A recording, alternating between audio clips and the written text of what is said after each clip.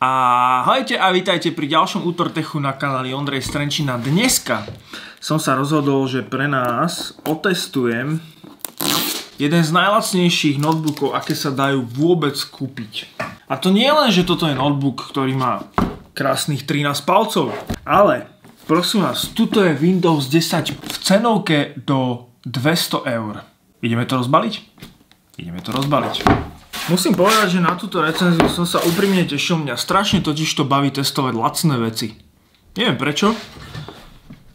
prečo a či máte aj vy taký pôžitok z toho, keď si kúpite naozaj niečo lacné a potom sa tak trochu ako keby smejete tým ľuďom, čo si kúpili niečo za 5-krát takú cenovku a je to takisto dobré. A potom nebodaj sa im to pokazí a vy si poviete, že keby sa to pokazilo mne, tak proste idem do obchodu a kúpim si nové.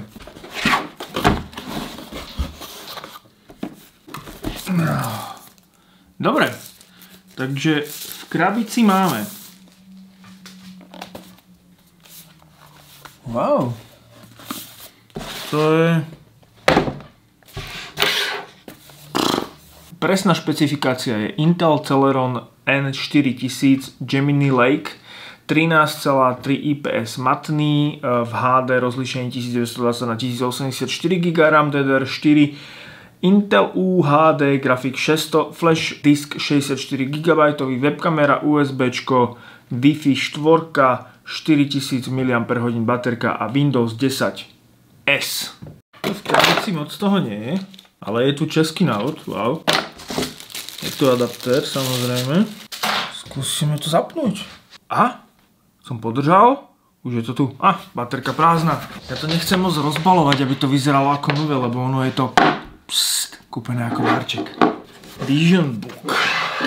Dúfam, že dneska nerozlejem kávu. Takže prvý dotyk s touchpadom. Tak nie je to MacBook, ale myslím, že to pôjde. OK, je to tu. Dobrý deň, vítame vás v našom novom počítači. Prvý pocit z toho počítača, samozrejme, ako človek, ktorý je zvyknutý na MacBook, proste na niečo, čo sa nepohne ani o 4 mm, už to tu máme, tak je samozrejme, že toto sú plasty, hej, toto nie je počítač za 4000 alebo 3000 eur. Je to počítač za veľmi maličko peňazí. Prvý pocit z klávesnice, na ktorú píšete, je taká akože on sa vám to ako keby podlamuje a tak trošku prepadáva pod tými písmenkami, ale zase je to notebook za 150-200 eur, hej, proste, že ako, halo. Ja som nikdy neprišiel na chuť tomu tlačidlu štart v tomu Windows 10. Ja by som to chcel tak, ako to bolo v tom 98, či čo to bolo. Ako tá odozva tých všetkých tých kliknutí myši a zavrieť a otvoriť a hento. No nie je to proste mašina za 1000 eur, hej. Ale ako verím, že na tú prácu, pozeranie videí, čo ma bude zaujímať. Či sa na tom dá prehrať YouTube, aké rýchle bude prehľadanie nejakých stránok, otvoríme si nejakú spravodajskú stránku. Dobre, ja si otvorím Google Chrome, nastaviť ako predvolený, áno, to chceme. Toto je ináč zákerné, napriek tomu vyskúšať, ako chceš to prepnúť a Microsoft sa ťa opýta 5 krát, že naozaj, lebo možno, že nechceš, ale áno, chcem. OK, som prihlásený na Stadia a môžeme kľudne ísť na niečo, na niečo náročné. Poďme zahrať toto. Aha, tak dobre. Tuto to mám menšie sekanice, ale či to nie je skôr spôsobené internetom, že som na Wi-Fi. OK, toto mi to trošku nereaguje. Dobre, toto trošku nestíha. Som padol. OK, nie je to príliš hrateľné, musím povedať. Musím uznať úplne, že na rovinu. Grafika vyzerá pekne, ale nevyskúšať, ako mi to tu ukazuje rýchlosť internetu. Či to môže byť internetom, ale asi nie. No ten internet tu je pomerne stabilný. Podľa mňa tam ani netreba veľký upload, aj keď tu je, že 30/45. Čiže to je pomerne stabilné. Ping je 14. To by malo byť všetko úplne v pohode. Asi bohužiaľ budeme musieť priznať, že toto nie je úplne ten počítač, na ktorom sa budeme hrať. Skúsme si zhodnotiť zvuk. Ten panel má na mňa trošku také chladné farby. Ale akože obraz má pomerne ostrosť. S týmto nemám problém. Zvuk je samozrejme plochý, ale repráčiky sú také, aké sú, ne? Ale na YouTubeko úplne pohodička.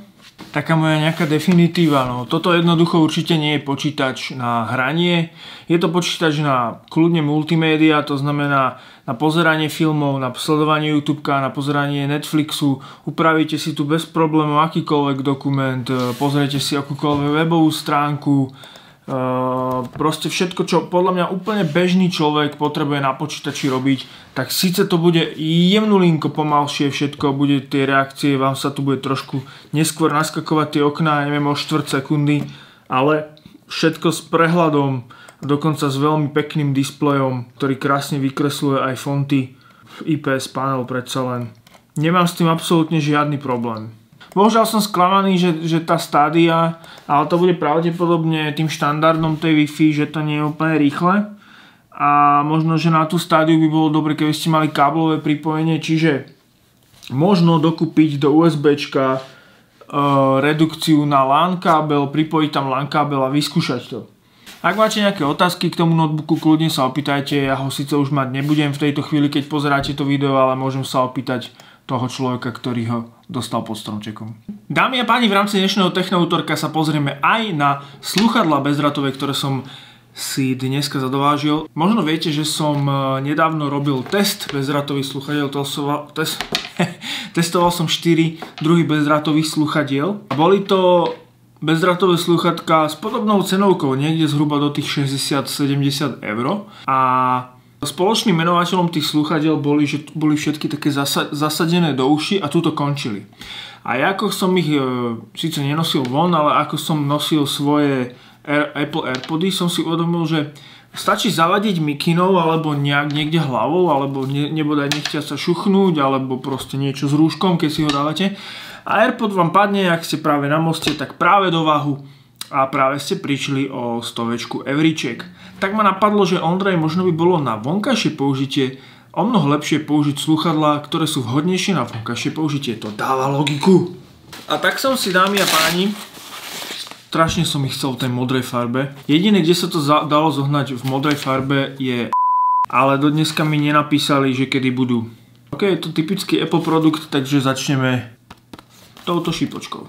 No ono to nie je Apple produkt, ale spoločnosť Apple vlastní akcie tejto značky a preto je to veľmi podobne balené, taký ako zážitok aj z toho otvárania a vždy sa tam ako tak aspoň lopie na nejakú tú kvalitu.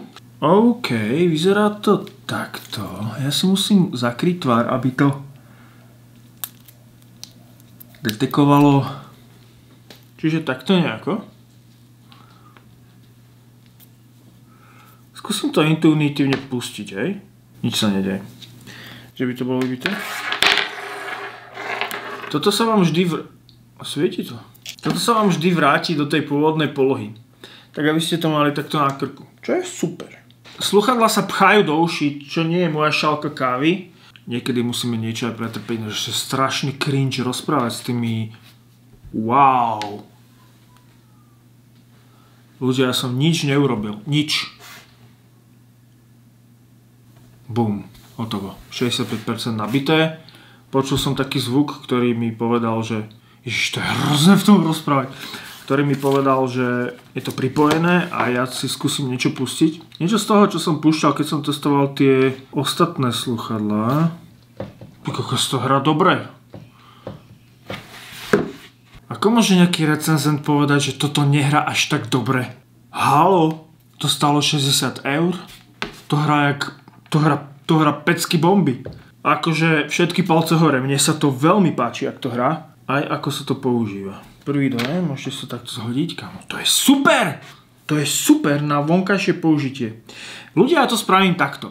Ja tú objednávku v tom nemenovanom internetovom obchode nechám. Ja ich označím na mojej storke a spravíme súťaž o tieto čierne. Dobre? Keď mi prídu tie modré, ak vám niekomu nevadí, že budú trošku jeté, Ja vám ich vydezinfikujem, ja ich nebudem až tak veľmi používať. Väčšinou keď idem peši do práce, čo sa teraz až tak moc nedeje. A keď mi prídu tie modré, tak ja vám tieto čierne pošlem. Spravíme súťaž na Instagrame. Bohužiaľ, je to tak, už aj ja som ten debilko, čo robí súťaže na Instagrame. Je mi to ľúto. Urobíme to tak, keďže minule som skúšal robiť súťaž na Instagrame, že vyberem jedného z followerov a nie je na to software, aby mi vybral jedného z followerov, tak jedného z komentujúcich tejto fotky, ktorú práve spravím, dobre? Nebudem od vás chcieť, aby ste nikoho označovali. Napíšte komentár k tejto fotke, prečo chcete tieto slúchadlá a ja jedného z vás vyžrebujem. OK? Ďakujem za dopozeranie, krásny deň, všetko dobré, nech sa darí. Všetko dobré, nech sa darí. To je trapas. Budem rád, tak dáte like na video, ak ste išli iba okolo, tak dajte odber, budem veľmi rád, teším sa. Pekný deň, toto bol Ondrej z Trenčína. Ahoj, čauko.